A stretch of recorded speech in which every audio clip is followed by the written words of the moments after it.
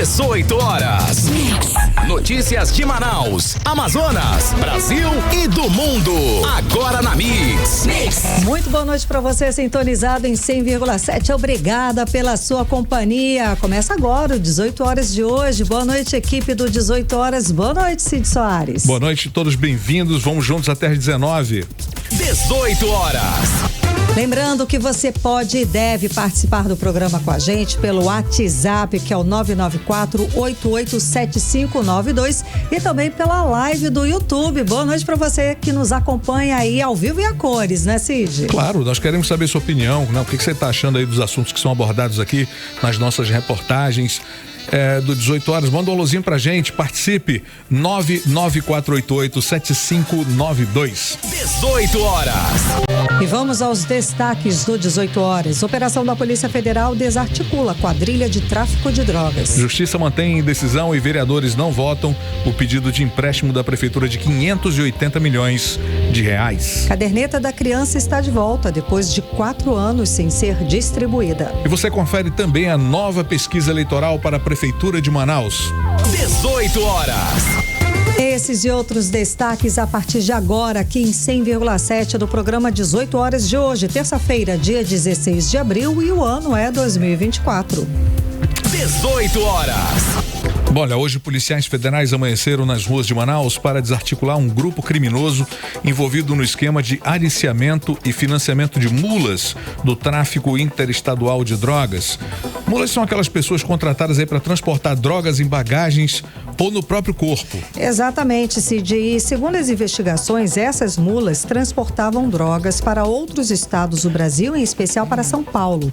Desde o ano de 2022, a dupla presa hoje movimentava cerca de 10 milhões de reais, a quantia aí fruto da lavagem de dinheiro. E na operação de hoje, os policiais cumpriram 4 mandados de prisão preventiva, 8 medidas cautelares, 18 mandados de busca e apreensão, além do sequestro de 44 veículos nas cidades de Manaus e Tabatinga, aqui no Amazonas, e Sorocaba, interior de São Paulo.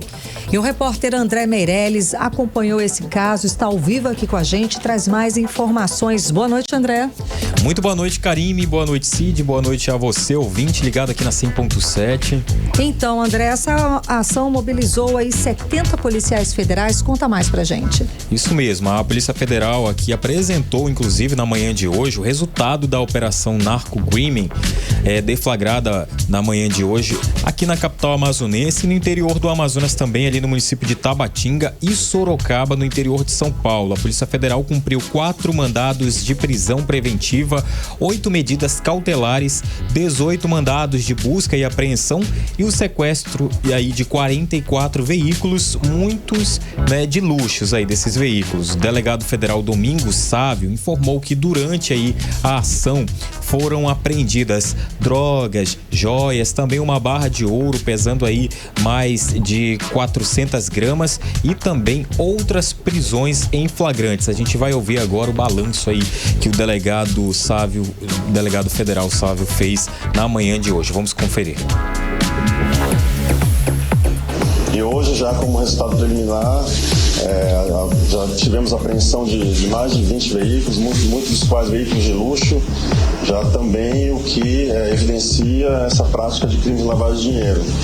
Também como resultado preliminar das buscas realizadas, foram apreendidos também quantidade de ouro, pelo menos uma barra de 400 gramas de ouro, além de joias, que também é uma prova da prática de crime de lavagem de dinheiro. 18 horas. Muito bem, Karime, Cid, ouvintes, a gente ouviu a fala aí do delegado da Polícia Federal, o Domingos Sávio, que ele falou ainda que as investigações que iniciaram em 2023 com a prisão em flagrante de uma mula aqui no Aeroporto Internacional Eduardo Gomes, estava aí com uma mala que continha drogas, A ação da Polícia Federal, de acordo com o delegado, serviu para desarticular um esquema de tráfico de drogas interestadual que aliciava as chamadas mulas para transportarem drogas para outros estados aqui do Brasil. inclusive tudo em espécie, e também para São Paulo, e além de um núcleo que financiava a prática criminosa, né? Essa investigação revelou que 3 do núcleo dos financiadores, desde aí do ano de 2022, movimentou cerca de 10 milhões de reais cada um, isso fruto dessa lavagem de dinheiro, né? Era oferecido dinheiro para eles, além de passagens aéreas para outras regiões onde a droga seria traficada, ou seja, tudo um financiamento aí que acontecia, né? Por isso que muitos chamam de organização criminosa, porque eles se organizam aí justamente, né? Acabam contratando essas mulas, são pessoas aí que aceitam qualquer tipo, né, de situação a se submeter nesse tipo de situação que aconteceu, né? Inclusive o perfil dos captados era na grande maioria aí de baixa renda, e eles escolhiam essa idade de 20 a 30 anos. As investigações também identificaram que o suspeito recepcionava a droga e a mula do tráfico, resultando assim na prisão em flagrante de um dos suspeitos, que estava aí com 10 quilos desses entorpecentes no aeroporto internacional de Manaus. Também os responsáveis por lavar o dinheiro do grupo criminoso, que usavam pessoas interpostas, conhecidas aí como laranjas, usavam empresas de fachadas, dentre outras técnicas para lavagens de capitais, como por exemplo aí a compra e venda de veículos que foram identificadas, né? Esses 44 aí que o delegado fala sobre sequestros de 44 veículos, são os veículos que foram apreendidos e usados durante essa ação criminosa, que inclusive na casa de um desses suspeitos foi encontrado drogas, né? Cocaína, maconha, como o delegado vai explicar agora pra gente. Além das buscas e apreensões, além das prisões determinadas judicialmente, também houve prisão em flagrante por tráfico de droga, ou seja, foram encontradas drogas na casa de algum dos alvos, né, pelo menos cocaína e skunk, né, cocaína, skunk. Qual foi a quantidade de cocaína? 400 gramas? Cocaína, 2 tabletes em um dos alvos, e cada um de 1 quilo de PBC, de pasta base. 18 horas. Tá então, Karine, Cid e ouvintes, a gente ouviu a fala do delegado da Polícia Federal, que estava aqui no estado do Amazonas, Domingos Sávio, né, que falou aí sobre essa operação que visa obter provas da prática dos crimes investigados, aprofundar a investigação sobre a procedência e a destinação da droga, além de identificar outras pessoas que podem também estar envolvidas nesse esquema, né? Os integrantes da quadrilha vão responder por tráfico de drogas, associação para o tráfico e lavagem de dinheiro. As penas para os crimes podem ultrapassar aí os 30 anos de prisão, Karine, Cid. Obrigada pelas informações, Cid. Conta. Só um pequeno comentário para você enxergar bem, você que nos ouve, como fica fácil, né, cooptar essas pessoas para o crime quando são realmente pessoas sem formação, sem baixa renda. Então é muito, vai continuar isso crescendo cada vez mais, porque nós realmente temos um país aí que infelizmente passa por tudo isso. A gente não tem uma economia que seja repassada, né, exato, ou seja, conformidade. Toda a dificuldade econômica que é crescente no país, claro, né, Cid? Ela propicia esse tipo de situação, esse tipo de aliciamento por pessoas de baixa renda que estão aí num desespero para se submeterem a esse tipo de situação, né, e de crime, exatamente. Obrigada, André Meirelles. Boa noite. Agora em Manaus, 6h09. 18 horas. Olha, bebês nascidos aqui no Amazonas passaram a receber a nova caderneta da criança, que é o passaporte da cidadania. É um documento importante e único, no qual devem ficar registradas aí todas as informações sobre o atendimento da criança nos serviços de saúde, de educação e de assistência social para o acompanhamento desde o momento do seu nascimento até os 9 anos de idade. E esse documento passou 4 anos sem ser distribuído, gente. Importantíssimo, né? Essa caderneta da criança serve como um registro de saúde que inclui o histórico de vacinação e orientações sobre desenvolvimento físico e mental, e até mesmo aspectos da educação, direitos garantidos e prevenção a violências, como explica o repórter Felipe Távora. Com o lançamento da nova edição da Caderneta da Criança, o Passaporte da Cidadania, a distribuição e impressão dos exemplares voltaram após uma interrupção de 4 anos. A caderneta serve como um registro de saúde abrangente para crianças de até 9 anos. Ela inclui o histórico de vacinação, orientações sobre desenvolvimento físico e mental e aspectos da educação, direitos garantidos e prevenção a violências. A assistente financeira Caroline Ungart afirmou que o filho é alérgico e necessita de uma vacina para preservar a qualidade de vida, o que redobra os cuidados dela e manter o acompanhamento vacinal em dia. Eu sou mãe de uma criança TEA.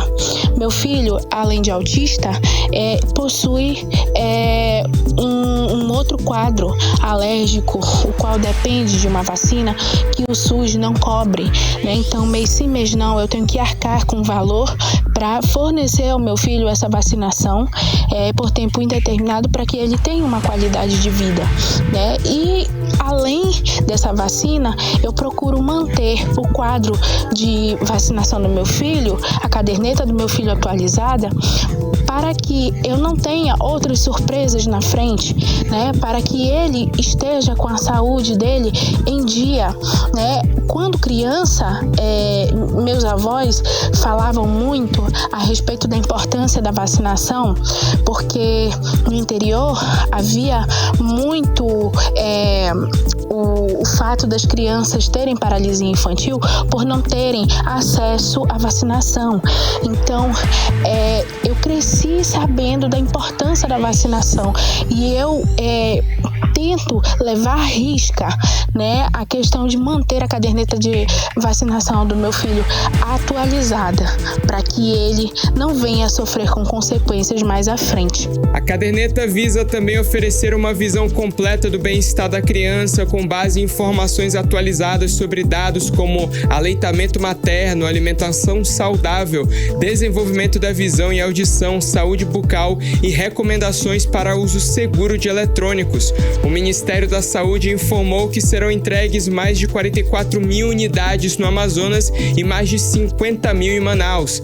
Municípios com distritos sanitários especiais e indígenas de Tabatinga vão receber mais de 14 mil cadernetas. A previsão é de que no primeiro semestre de 2024 sejam distribuídas aproximadamente 3,2 milhões de unidades.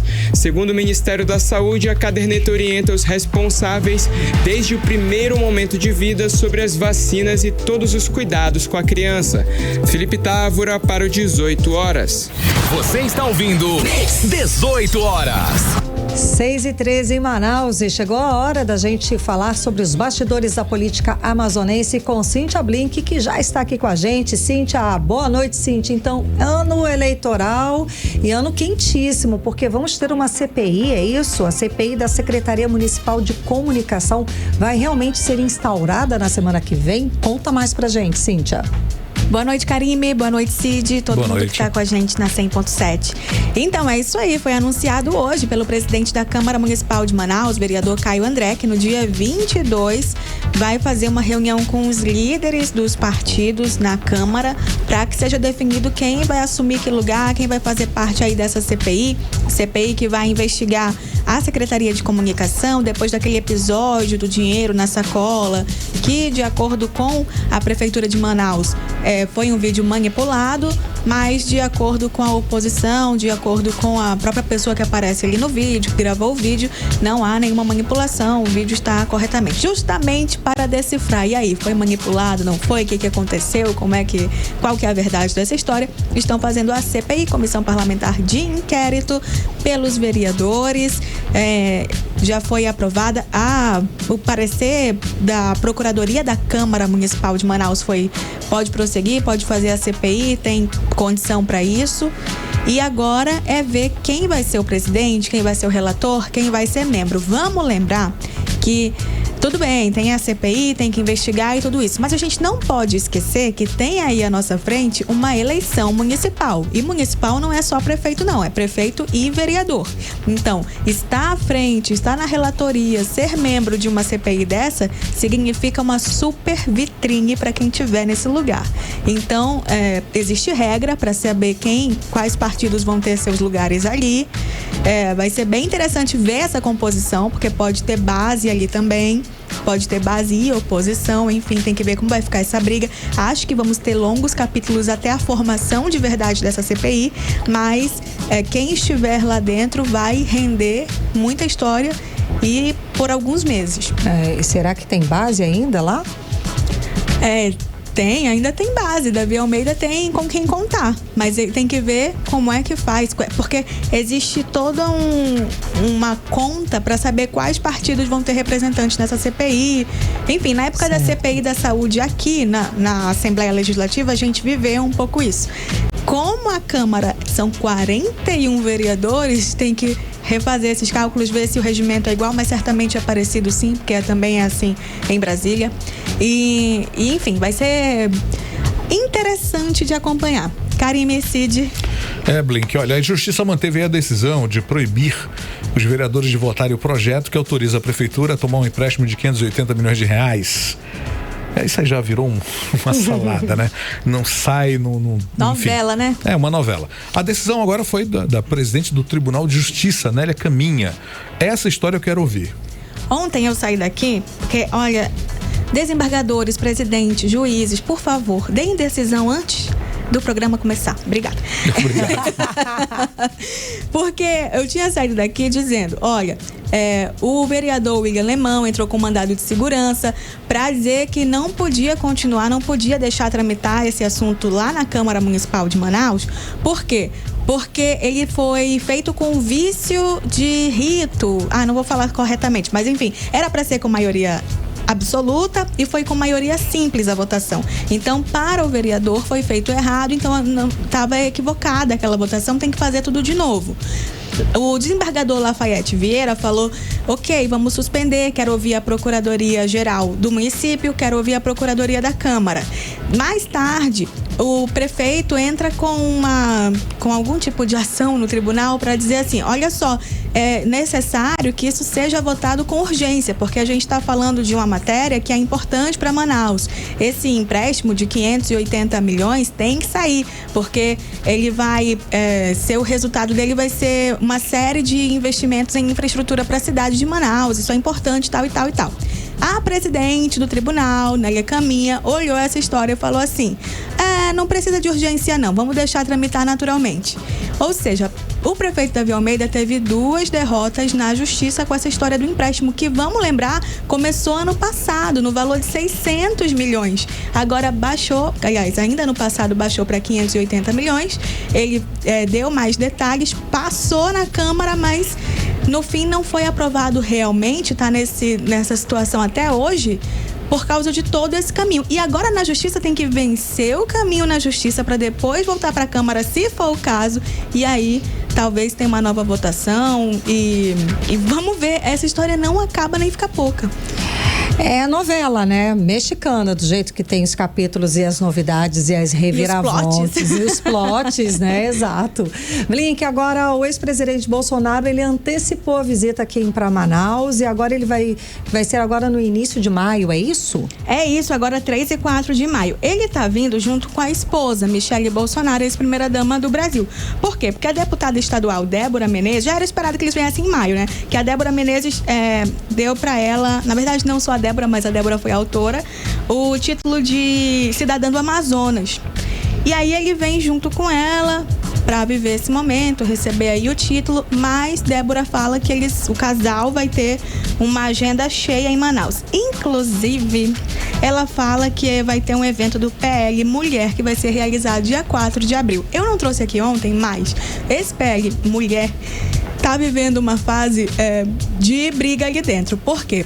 é uma briga de filhas. A filha do Coronel Menezes com a filha do Alberto Neto. Eita! Porque quem estava no PL mulher era a Débora Menezes. E ela age, se comporta como ela, presidente. Entretanto, Débora deu uma viajadinha aí. Quando retorna nesse meio tempo, a filha de Alberto Neto é empossada como presidente do PL. A Raíssa Cavalcante, que é advogada também. As duas advogadas. E aí o que acontece? Não sei o que acontecerá dia 4. Eu sei que vai ter algum tipo de reação de Débora. Não sei se há tempo. Deixa eu entrar nessa conversa rapidinho. Vem, entra. Para te fazer uma pergunta que eu acho que cabe. Porque eu vi o Coronel Menezes anunciando que o Bolsonaro viria a Manaus. Por outro lado, eu vejo o Alberto Neto ao lado do Bolsonaro, conversando e falando dessa vinda dele para cá. Afinal de contas, qual é o peso da balança aí? Quem é que vai realmente ficar ao lado do presidente? Você enxerga isso ou não? A gente vai falar disso daqui a pouquinho. Eu vou te deixar esse mistério. Eu furei tua pauta. Foi mal, Blink. Ai, muito bom. Pertinentíssima a questão. Hoje eu tô agoniado, não sei. Gente, vamos com calma. Vamos devagar que eu te conto tudo. Hoje eu tô meio fofoqueiro. Gosto. Vambora, Cid. Tá, vamos lá então, Blink. Então hoje teve divulgação aí de uma nova pesquisa. Você tem esses números pra gente? Eu já vi alguma coisa, mas muito en passant. Eu tenho. Olha só. Na espontânea é aquela que a gente fala assim, em quem você vai votar? E não dá nenhum nome. Só joga.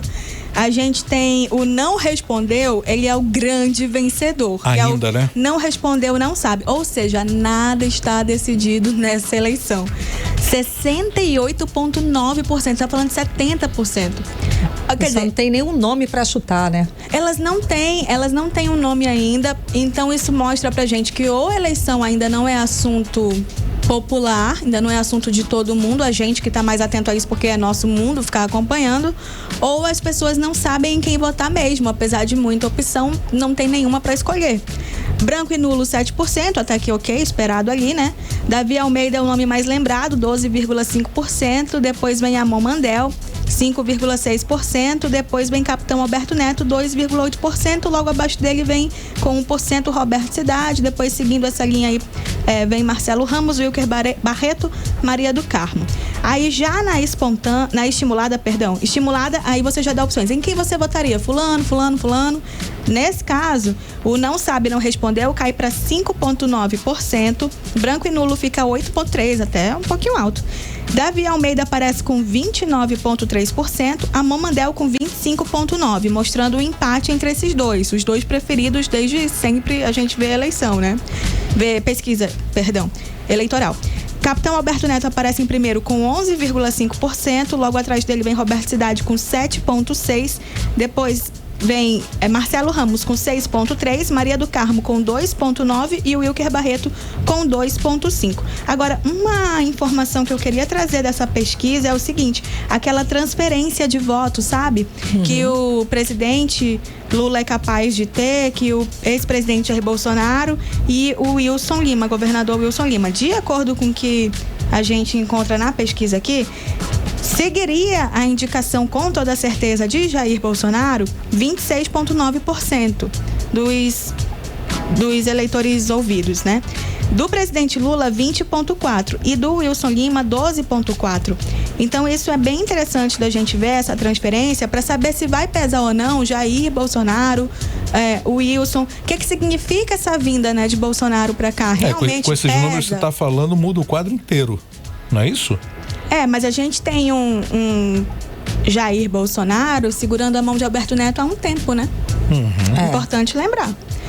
Karime, Cid. Blink, e o Tribunal Regional Eleitoral rejeitou um pedido do senador Eduardo Braga para caçar o governador Wilson Lima. Existia esse pedido? Existia. Existem alguns pedidos, assim como é um déjà vu da época do José Melo. Só que dessa vez não está rolando, porque por unanimidade, como você disse, né, foi rejeitado aí um desses pedidos de Braga para caçar o Wilson Lima. Esse pedido falava sobre o uso da máquina eleitoral para eleger o Wilson Lima, inclusive o uso da máquina municipal por conta de propagandas, aparecer viatura policial, tudo isso. Então seria a máquina sendo usada para alavancar a candidatura de Wilson Lima. O que entendeu a relatora desse caso, a desembargadora Carla Reis? Ela entendeu que não foi suficiente. Se houve qualquer tipo de interferência, não foi uma interferência que alterou a votação, que mexeu no processo democrático. Ainda que tivesse uma influência, essa influência não faria diferença no final das contas. Então, por isso, ela decidiu não fazer a cassação, manter o mandato. E aí, todos os outros seguiram essa mesma orientação da Carla Reis. Não teve nenhuma oposição, foi por unanimidade. Agora, Cid. Manda ver, Cidão. Agora eu vou respirar aqui. Seu questionamento. Então, Blake, nesse piscar de olhos aí que você pode dar agora, é sobre essa dobradinha entre o PL e União Brasil na eleição para prefeito. Rola isso ou não? Então, o que está se falando nos bastidores nós temos um Jair Bolsonaro segurando a mão de Alberto Neto há um tempo. Certo. Entretanto, ele marca passo nas pesquisas eleitorais, ele não está crescendo. Por isso, há uma possibilidade enorme de Alberto Neto deixar essa pré-candidatura, deixar de ser o candidato do PL e virar o vice de cidade. Cara, sim, que desenho. E isso com aval de Bolsonaro. Que desenho é esse, hein? Eita. Ou, se for o caso, ainda que não role isso, o PL indicará o vice de Roberto Cidade. São cenários novos que eu não fazia ideia. É isso. E isso deve se desenrolar para daqui a um mês, tá? Perfeito. É isso, volta amanhã com mais informação para você. Obrigada, Cíntia, pelas informações. Até amanhã. 18 horas. Olha, nos primeiros 4 meses aí de 2024, moradores de 12 bairros aqui de Manaus procuraram a Secretaria Municipal de Meio Ambiente buscando informações sobre como lidar com caramujo africano. Pois é, a questão aí, o problema é que o caramujo pode transmitir doenças como a meningite e até a hepatite.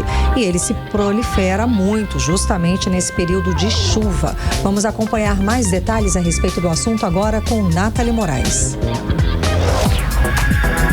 As chuvas intensas dessa época do ano facilitam a proliferação do caramujo africano, uma espécie invasora que não tem predadores e coloca em risco a saúde da população. Em um condomínio localizado na Avenida Constantino Neri, nas proximidades de um igarapé, tem sido contínuo o aparecimento do caramujo. Segundo o síndico do prédio, Kleber Bichara, só no jardim foram retirados mais de 200 caramujos africanos. Nós já tínhamos tido ocorrências dele nas estações de chuva do passado, mas essa estação está, de fato, mais do que normal, né? Então, a gente já, numa varredura que a gente fez aqui, em todo o condomínio, nós encontramos 205 caramujos até agora. Começamos na quinta-feira, né? O que, a nosso ver, é bastante, né? Para coletar os caramujos, o síndico contou com um aliado que todo mundo tem em casa. E uma boa ferramenta aí contra o caramujo é o sal, é barato e é bem eficaz aí no combate, tá? O caramujo africano. Fica o recado aí para todos. O objetivo é utilizar o sal para neutralizar os riscos e fazer a coleta segura do caramujo africano. De acordo com a Divisão de Vigilância em Saúde, é sempre necessário utilizar luvas para evitar o contato direto com o crustáceo. O biólogo Fernando Matias explica que o combate é necessário principalmente, isso porque o caramujo pode ser o principal transmissor de algumas doenças. Ele pode causar 2 tipos de doenças, uma espécie de meningite e a outra é uma espécie de apendicite, que pode causar dor intensa no abdômen. O biólogo explica que a reprodução do caramujo africano acontece com muita facilidade também no verão. O calor ajuda na reprodução do animal e a chuva ela acaba facilitando a movimentação do animal, por isso aparece muito nas casas. Cada vez que ele põe seus ovos, pode ser uma base de 200 ovos por vez e mais ou menos por ano 2.000 ovos. Como não tem um predador natural aqui na nossa região, a população precisa combater os focos do caramujo africano, como explica o ambientalista Amadeu Marinho. Orientando para que as pessoas não joguem lixo em locais inadequados e em seus quintais, que serve como foco de atrativo desse animal, o lixo, o entulho, a matéria orgânica. Então, interessante, em virtude do período de inverno, a gente tentar eliminar os focos desse animal. Além de combater o caramujo africano, é preciso retirar a carcaça do bicho para que não acumule água e se torne um criadouro de outro vilão, o mosquito Aedes aegypti. Nathalie Moraes para o 18 horas. Você está ouvindo 18 horas. Muito bem, agora 6h29 em Manaus, e daqui a pouco, no 18 horas, a inteligência artificial pode ajudar a identificar árvores de interesse comercial e indicar a localização exata na floresta. É o nosso assunto em instantes. 18 horas. Muito bem, agora vamos conferir a previsão do tempo para amanhã com Karime Leão. Previsão do tempo. Segundo informações do Clima Tempo, para amanhã a previsão é de sol e aumento de nuvens de manhã com pancadas de chuva à tarde e à noite. A mínima prevista é de 25 graus, a máxima pode chegar a 32 graus. As chances de chuva são de 57%, a umidade relativa do ar fica entre 74% e 95%. 18 horas. Bom, e o Rio Negro subiu mais 5 centímetros de ontem para hoje, elevando aí o nível das águas do Porto de Manaus para 24 metros e 51 centímetros. E nessa mesma data, no ano passado, o Rio Negro estava 1 metro e 99 centímetros mais cheio. 18 horas. A Corregedoria do Tribunal de Justiça do Amazonas está investigando uma denúncia de que policiais do Acre estão atuando em conflitos agrários no município de Lábrea, aqui no Amazonas. E as denúncias foram feitas por moradores de Lábrea. É grave a denúncia porque envolve a Corregedoria do Amazonas, do Acre, além das polícias civil e militar. Vamos saber mais o porquê, saber mais a respeito dessa situação agora com André Meireles. Uma investigação apura a participação de policiais do Acre em um conflito de terras em Lábrea, no sul do Amazonas. No final de março deste ano, a Corregedoria do TEJAN, Tribunal de Justiça do Amazonas, identificou que policiais do Acre estavam presentes na fazenda Palotina para o cumprimento de reintegração de posse, suspensa antes de ser cumprida pelo fato de ter surgido um novo entendimento de que o caso é de competência da Justiça Federal. A Secretaria de Segurança Pública do Acre diz que o apoio da Polícia Militar acreana foi dado a pedido da Polícia Militar do Amazonas e que desconhece qualquer dúvida de agressão envolvendo policiais. Já a Secretaria de Segurança Pública amazonense disse que quando negociava uma cooperação com as forças de segurança do Acre, uma ordem do TEJAN revogou a decisão da reintegração de posse, anulando a necessidade do apoio do efetivo do Acre.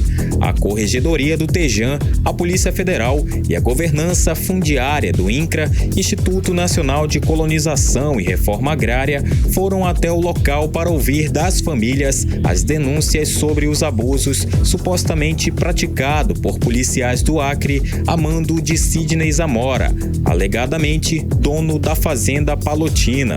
Para o desembargador Jomar Fernandes, há índices de irregularidades nas diligências das autoridades acreanas. Isto é de uma irregularidade absurda.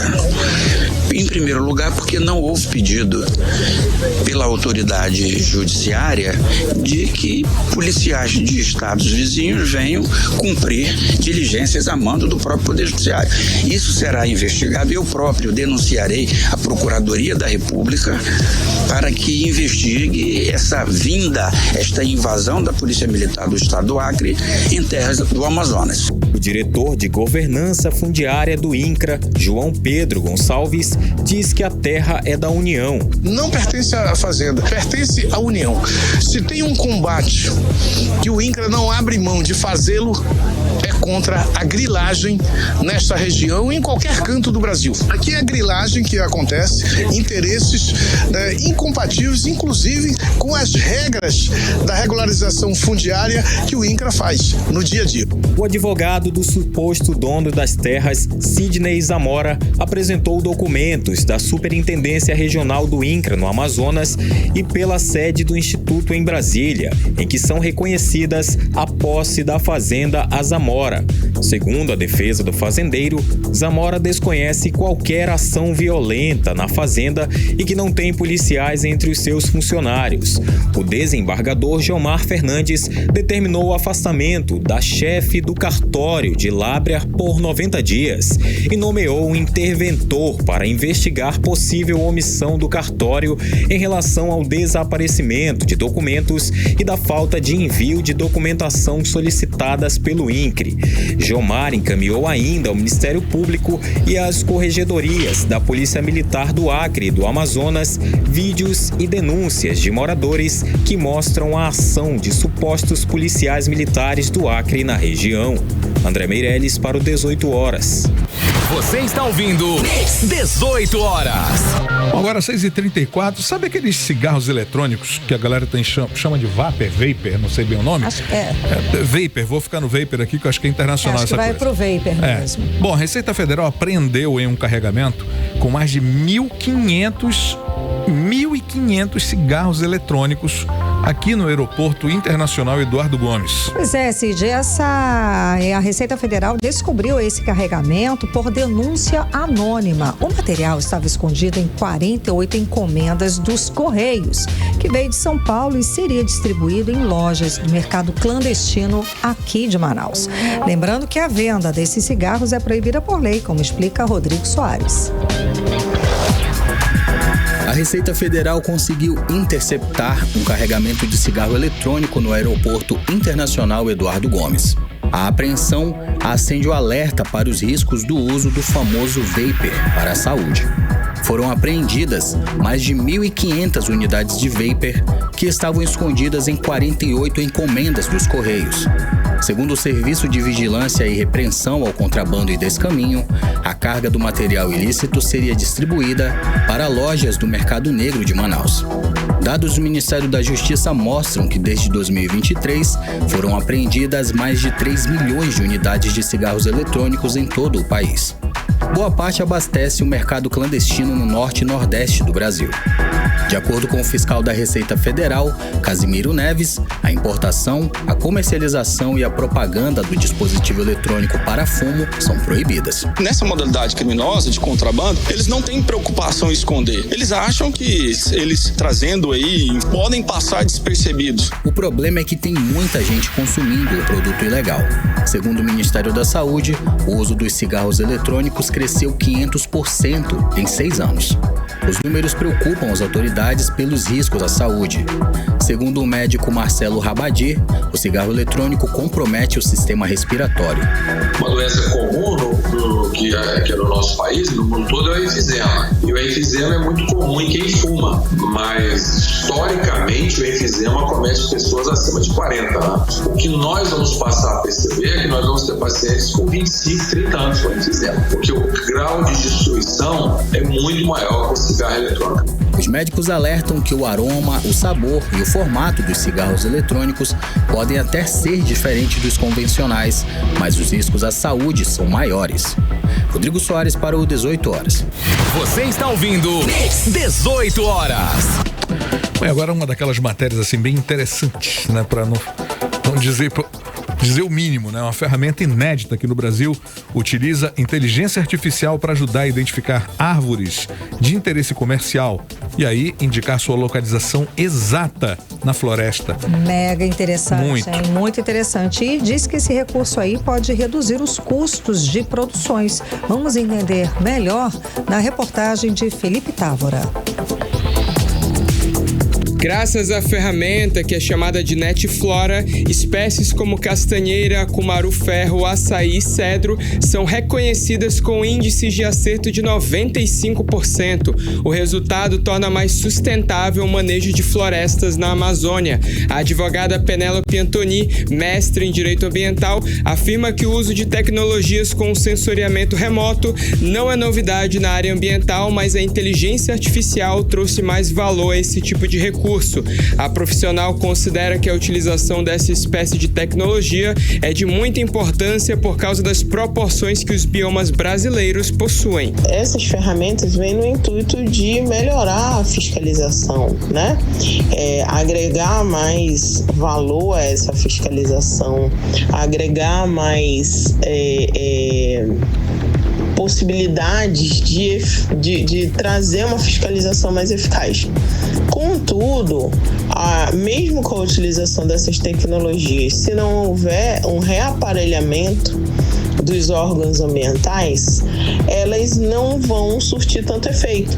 Porque o que adianta o técnico ficar no escritório fazendo monitoramento ainda que por utilização de inteligência artificial e sensoriamento remoto, e não ter como chegar no ponto que ele está verificando que há ali um ponto de desmatamento, um ponto de queimada, um ponto de invasão em terras indígenas, um ponto de garimpo ilegal. Então, é uma ferramenta de suma importância, não é a única ferramenta que a gente tem hoje em dia. A Netflora reuniu um conjunto de algoritmos treinados com inteligência artificial para reconhecer espécies florestais. A ferramenta usa como base características botânicas disponíveis em um banco de dados. Segundo a Embrapa, empresa brasileira de pesquisa agropecuária, a tecnologia confere maior automação ao planejamento da atividade florestal e aumenta a precisão e eficiência na execução de planos de manejo. De acordo com Penélope Antoni, as tecnologias de monitoramento são importantes, mas também é necessário que haja a ação de servidores públicos suficientes para fiscalizar as florestas brasileiras. Tem que haver essa tecnologia, sim, para a fiscalização, mas tem que haver a força humana, servidores públicos, equipamentos de deslocamento, para que, quando verificado por sensoriamento remoto, por a inteligência artificial, seja verificado que ali há um ponto de desmatamento, de queimada, de invasão, enfim, de terras públicas, que há um problema ambiental, que as equipes se desloquem, né, até aquele ponto para poder fazer a fiscalização em loco, aplicar as multas que devem ser aplicadas, embargar as áreas que devem ser embargadas, enfim, fazer todo o processo de fiscalização para, ao final, responsabilizar aqueles que desmatam e geram qualquer tipo de mal, né, ao meio ambiente. Felipe Távora para o 18 horas. Você está ouvindo 18 horas.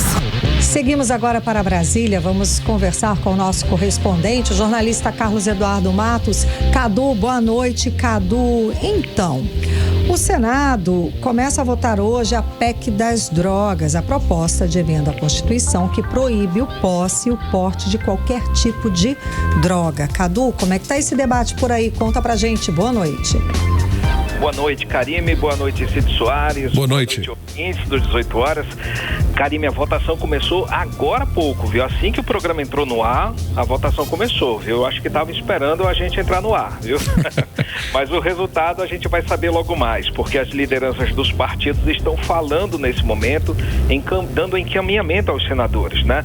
A PEC das drogas é uma pauta bastante polêmica, Karime, está dividindo a opinião entre os senadores. O senador Eduardo Braga, por exemplo, que ele que é líder do MDB, ele já falou, né? Acabou de falar. Tá. Ele orientou votar sim a PEC das drogas, mas também liberou os demais senadores a votarem como quiserem, porque há uma divergência dentro do partido, do MDB. O senador Plênio Valério também falou agora há pouco como líder do PSDB.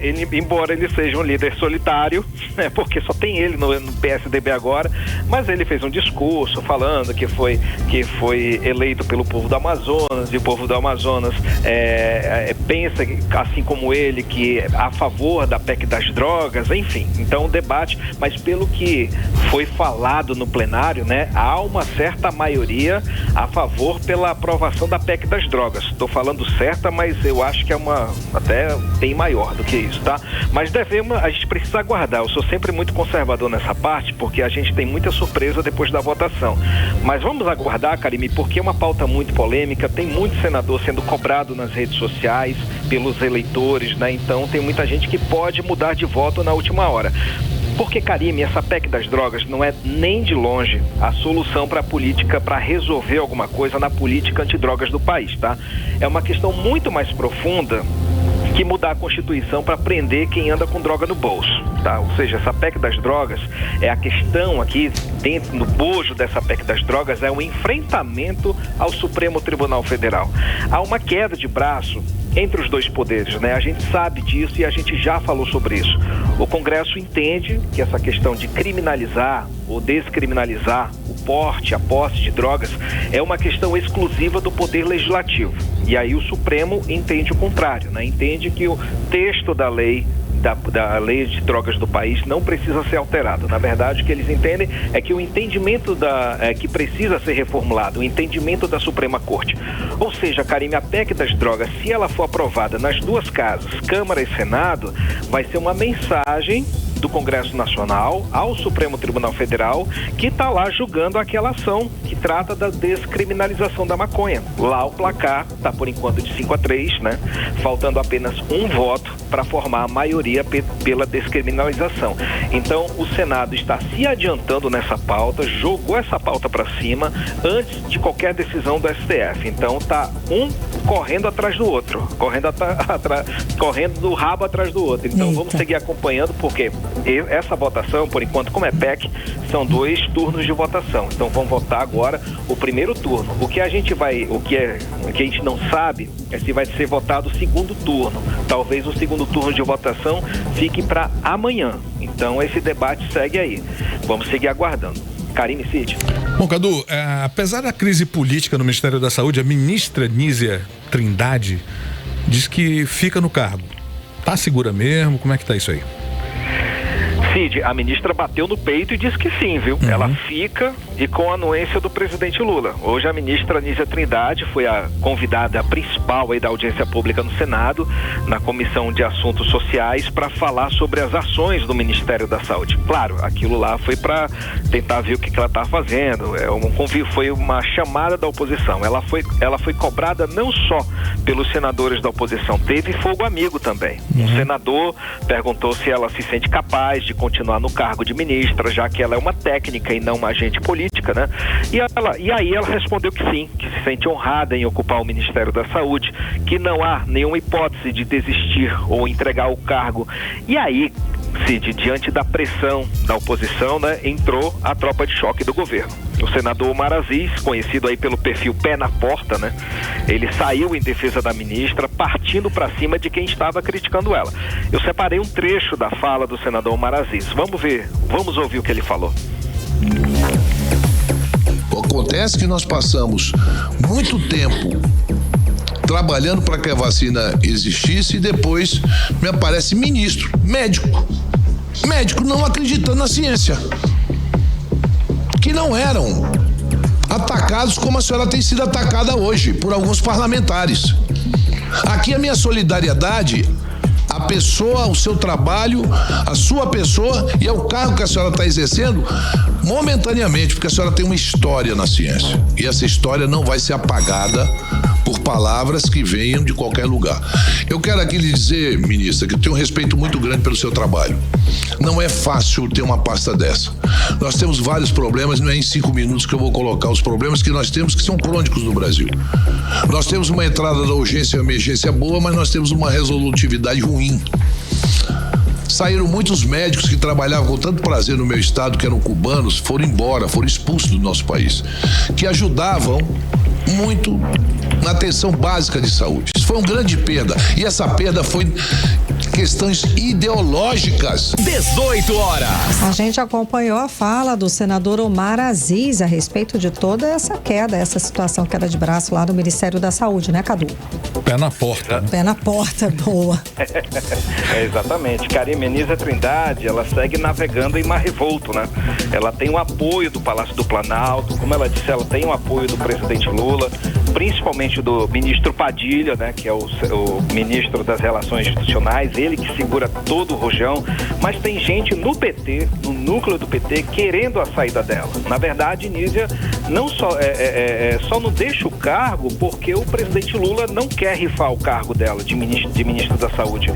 Se houver qualquer rumor de demissão, o Centrão vai pleitear o cargo. E é tudo que Arthur Lira quer nessa vida. Todo esse fogo, toda essa pancadaria que está acontecendo em cima de Nízia Trindade tem um nome, Arthur Lira. Ele quer gerenciar os recursos da saúde, que é o grande mote das emendas parlamentares. Agora, Acontece que a gestão do Ministério da Saúde, obviamente, está ruim, tem muitas falhas, tem muitos ruídos. Não, mas apesar disso, não há um problema muito grave que motive a demissão. Mas de qualquer forma é sangue na água, né? Agora, Karime, acabou de terminar a votação do primeiro turno, né? Você acabou de me avisar aqui, estou correndo atrás e saiu a votação, parece 53 votos sim no Senado, no plenário sobre a PEC das drogas. Sim. E 9 votos não. Eu só não estou conseguindo achar a votação do estado do Amazonas. Porque... Eu também estava procurando, eu não achei essa votação. Você aí, claro, com certeza que tem. Sim, acabei de encontrar. Que bom. Eduardo Braga votou sim, Omar Aziz votou sim e Plínio Valério votou sim. Então, 100% da nossa bancada do Amazonas votou a favor da PEC das drogas no primeiro turno de votação. Agora vamos seguir aguardando se vai ter segundo turno, né? A sessão continua. Tem a questão do projeto de lei que trata do imposto de renda para quem recebe até 2 salários mínimos. Está na pauta. Não sabemos se o presidente Rodrigo Pacheco ele vai tratar dessa pauta do imposto de renda ou se ele vai tocar em frente à votação do segundo turno. Vamos seguir aguardando. Karime Cid. Cadu, então, traz pra gente as últimas do dia, os outros destaques. Karime, o destaque é uma briga que aconteceu agora à tarde. Você deve ter chovido aí nas redes sociais. Não tenha dúvida. Sim. O deputado lá do... Coisa feia. A gente estava aqui acompanhando o deputado federal Glauber, que é do estado do Rio de Janeiro, ele é do PSOL, e houve essa confusão em que ele expulsa, ele retira um influenciador digital ligado ao MBL a chute a pontapés, né? Pois é desnecessário isso, hein? Uma agressão física, gente. A pessoa perde. Bunda, né? Para ser mais claro. Exato. Acontece que a briga começou no corredor do gabinete do anexo 3 e ele estava brigando, discutindo com o deputado Kim Kataguiri, que também é do MBL, né? Então ele chamou o Kim de apoiador de nazista, porque teve uma vez lá atrás que o Kim fez um comentário dizendo, meio que fazendo um apoio, falando assim favoravelmente ao nazismo. Ele disse que foi mal interpretado na época, mas aí ficou, o Glauber, ele puxou a briga ali, estava muito exaltado e a briga, esse influenciador estava ali perto, começou a filmar e também fez alguns xingamentos, falou alguma coisa que o Glauber não gostou. O deputado Glauber partiu para cima desse influenciador, pegou ele, todo mundo tentou conter o deputado Glauber, mas aí ele estava enfurecido, pegou esse rapaz e saiu chutando ele a pontapé. É errado, é erradíssimo. Nem deputado pode agredir e também não pode ser agredido, ainda mais dentro de uma casa legislativa. Que exemplo péssimo que o deputado Glauber ele está dando para a sociedade. Agora só está dando pro dele. Teve uma briga agora há pouco, uma discussão, né, dentro do plenário da Câmara, porque o Arthur Lira, o presidente da Câmara, ele quer puxar para cima o processo de cassação dele. O deputado Glauber, ele já tem 2 processos de cassação contra ele movidos pelo próprio Arthur Lira. E agora é possível, né? A gente vamos ver como é que fica, né? Situação grave. Porque não tem argumento, partiu para agressão de uma forma feia, de uma forma covarde. Desculpas, né? Não existe. Não tem desculpa não, meu irmão. Não tem desculpa. Foi muito tempo, não foi uma reação rápida. Ali foi e o rapaz, ele é integrante ao MBL que você falou, só para esclarecer, é Movimento Brasil Livre. Exatamente. Foi expulso a chutes. Enfim, é terrível. Não, desnecessário, feio e não cabe mais mesmo. Isso. Parou aqui, só para vocês terem uma noção do ambiente, parou literalmente o anexo 3 da Câmara, o assunto foi parar no plenário e aí teve aquela discussão, toda a esquerda, né, saindo em defesa do deputado Glauber, mas não adiantou e o Arthur Lira está muito furioso com essa história e vamos seguir aguardando porque tem amanhã, ele vai mobilizar o presidente do Conselho de Ética, vamos ouvir o Conselho de Ética porque a situação agora é grave. Sem dúvida. Obrigada, Cadu, pelas informações. Boa noite. Tchau, tchau. Tchau, querido. Um abraço, Cid. Valeu. Tchau.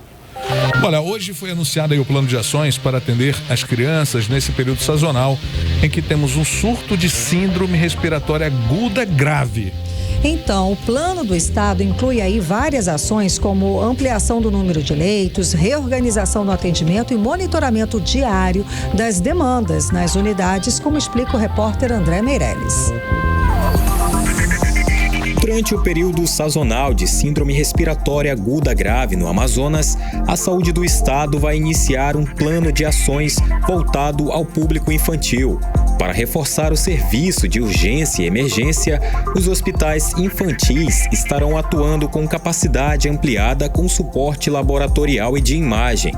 A diretora-presidente da FVS, Fundação de Vigilância em Saúde do Amazonas, Tatiana Amorim, afirma que o objetivo principal da ação é reduzir o vírus, que ainda deve ter um período de circulação por mais 6 semanas no estado. Importante ressaltar que vamos enfrentar este aumento ainda por mais 6 semanas. Quais são os vírus? Além do causador da Covid-19, a gente ainda tem influenza, rinovírus, adenovírus e, para o público infantil, ainda tem um vírus essencial respiratório, que é o que causa mais hospitalizações no público infantil abaixo de 5 anos. Para receber atendimento médico, os responsáveis pelas crianças devem buscar atendimento nas UBSs, Unidades Básicas de Saúde, e se as crianças apresentarem febre baixa e moderada em função de gripes e resfriados. Os prontos socorros são para os casos mais graves, como afirma a secretária de Estado de Saúde, Nayara Maxoudi. As nossas crianças, elas precisam procurar a unidade mais próxima da sua casa. Então, se você tem uma unidade básica de saúde ali na sua comunidade e a criança já começou a apresentar aí sintomas como febre, vômito, diarreia, tosse, procure essa unidade. Se você precisar ir a um pronto-socorro infantil, quando esses sintomas eles já se agravam um pouco mais, nós temos ali toda uma organização de fluxo através de um plano que se chama Alta Oportuna. O médico pediatra Eugênio Tavares, da Rede Estadual de Saúde, alerta sobre os sintomas das síndromes respiratórias e orienta aos pais a como identificar e onde procurar atendimento. A criança, a princípio, ela vai apresentar uma febre baixa de até 38 graus, coriza, uma tosse leve, né? E é importante esses pais levarem nas unidades básicas de saúde. Eugênio Tavares lembra ainda que se a criança tiver histórico de asma, pneumonia recorrente ou com doenças associadas à neuropatia crônica, os pais precisam ficar em alerta. Então, quais são os sinais de gravidade que a família vai ter que trazer a criança ao pronto-socorro? Vômitos que não cessam, cansaço, ou seja, aquela respiração ofegante da criança, aquela febre de 39, 40 graus, também é importante, né? E qualquer episódio de convulsão, ou então se a criança ficar roxinha, ou seja, apresentar episódio de cianose. André Meirelles para o 18 horas. Você está ouvindo 18 horas. Agora 6 horas e 56 minutos, gente. Vamos conferir participações pelo WhatsApp. O André Félix, do Adrianópolis, enviou um áudio pra gente. Vamos conferir. Salve, salve, 18 horas. Rádio Mix Manaus, Félix aqui. Sobre o tema de hoje, essa novela aí do empréstimo, né, do prefeito, eu acho uma coisa estranha, né? Época de eleição, empréstimo. E aí também, será que só a nossa receita que arrecada muito não dá para bancar as contas e os investimentos? Tem mesmo que meter esse empréstimo aí no colo do contribuinte? Época de eleição ainda.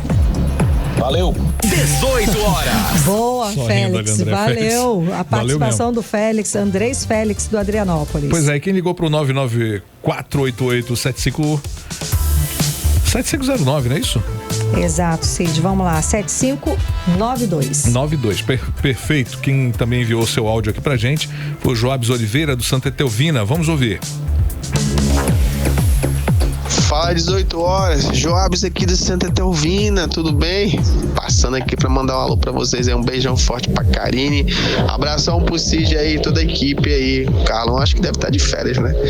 É isso aí, tamo junto, tô indo aqui pra faculdade e só queria salientar pra vocês aí que de vez em quando vocês lembram, ainda existe 2.500 alunos aprovados no concurso do Soldado PM 2021, então aprovados, homologados e escrito no Diário Oficial. Pedi aí pro governador aí meter o dedo aí, chamar logo todo mundo para reforçar essa segurança. Porque para falar com vocês assim na rua com o celular só em ambiente assim que aparentemente parece seguro. Valeu, um abraço para vocês aí. Queria mandar um abraço pra minha equipe aí de aplicativo que roda comigo aí, Dux Drive, o meu amigão Renato aí. Tamo junto, vocês são os melhores. 18 horas. Fui! 18 horas. Valeu! Vamos lá. Agora 6 horas e 58 minutos, gente. Vamos falar de esporte. Cid Soares, depois de perder a final. 18 horas. Esporte. Isso. Então, o Amazonas acabou demitindo o técnico. Luizinho Vieira pegou o beco mesmo, mas também foi uma grande promessa. O Amazonas, depois de perder esse Barezão, conta mais. Então, o Amazonas agiu até rápido, né, nesse mercado e acertou a contratação do técnico Adilson Batista para a Série B do Campeonato Brasileiro e chega, né, para substituir o Luizinho Vieira, que foi demitido hoje de manhã. A confirmação oficial do clube deve acontecer ainda hoje ou amanhã pela manhã, quando o profissional desembarca aqui em Manaus para assinar contrato. E logo depois da primeira rodada do Campeonato Brasileiro, 3 árbitros foram afastados pela CBF. Os 3 estão fora da escala por tempo indeterminado, enquanto não trabalharem nas partidas. Vão passar por um período de treinamento. São eles o Flávio Rodrigues de Souza, que apitou Vasco e Grêmio, o André Luiz Schettino, que apitou Atlético de Goiás e Flamengo, e o Yuri Elino, que apitou Corinthians e Atlético Mineiro. E Champions League, né? Que competição é essa, hein? Barcelona e PSG se encontraram hoje e protagonizaram um jogo surreal, né? Com expulsão providencial aí de Ronald Araújo do Barça aos 29 minutos, que decidiu o rumo da partida. Mbappé não apareceu no primeiro jogo, mas fez bonito nessa atuação de hoje e converteu o pênalti, fez o 4º gol do PSG na partida. Decidiu o jogo que era necessário. Final do jogo 4-1. Borussia e Dortmund e PSG eliminaram o Atlético de Madrid e Barcelona sucessivamente, agora estão nas semifinais. Amanhã tem Manchester City versus Real Madrid e Bayern de Munique versus Arsenal na maior competição de clubes do mundo. Era o que tínhamos para hoje. 18 horas. Editorial 18 horas. E quase passa despercebida e sem a devida importância uma notícia que vem do interior do Amazonas. Foi um assalto de mais de R$500 mil em Guajará, na fronteira com o Acre. Os criminosos agiram copiando o modelo do chamado Novo Cangaço. Segundo a polícia, os bandidos foram para Guajará exclusivamente para praticar o assalto e cortaram o cabo de fibra ótica que fornece o sinal de telefonia e internet para isolar a cidade e impedir qualquer tipo de comunicação. 2 suspeitos foram presos no Acre e a polícia tenta identificar outros envolvidos. A ação dos bandidos já está sendo apelidada de Novo Cangaço Amazônico e deve chamar ainda mais a atenção de todos para que as autoridades reforcem o fraco aparato policial nos municípios do interior do Amazonas. 7:01, obrigada pela sua companhia. 18 horas fica por aqui. Boa noite, Cid Soares. Nossa, boa noite e até amanhã. Você ouviu 18 horas. As notícias do Brasil e do mundo. De volta amanhã. Você está na Mix, o melhor mix do Brasil. Rádio Mix.